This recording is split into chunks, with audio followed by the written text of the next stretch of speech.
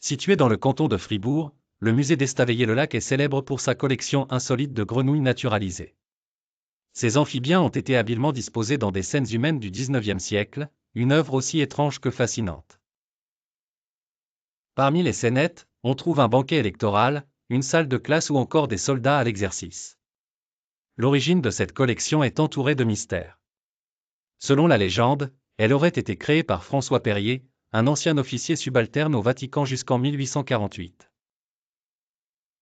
Il aurait cherché à reproduire les instants quotidiens de la vie d'Estavayer à cette époque. Les grenouilles ont été intégrées au musée dans les années 1920 à 1930 et étaient entièrement rénovées entre 2012 et 2015.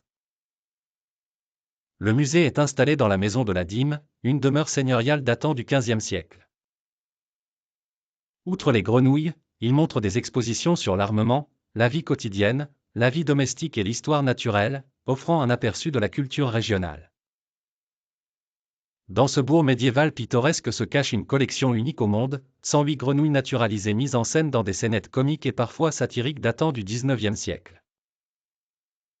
Parfaitement conservés, ces amphibiens sont vêtus de vêtements miniatures et prennent part à diverses activités humaines. Une scène montre une salle de classe avec un maître grenouille et ses petits élèves studieux, une autre un dîner bourgeois où certaines grenouilles boivent du vin ou fument la pipe. Des soldats grenouilles s'entraînent, fusil en main, tandis qu'une scène de tribunal présente un juge, des avocats, et un accusé dont l'expression semble empreinte de regret.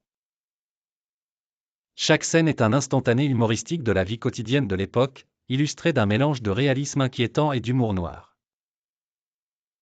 Quant à la création de ces œuvres, la version la plus généralement admise attribue la collection à François Perrier, qui aurait récolté les grenouilles locales, les aurait vidées, remplies de sable, puis modelées pour leur donner des postures réalistes.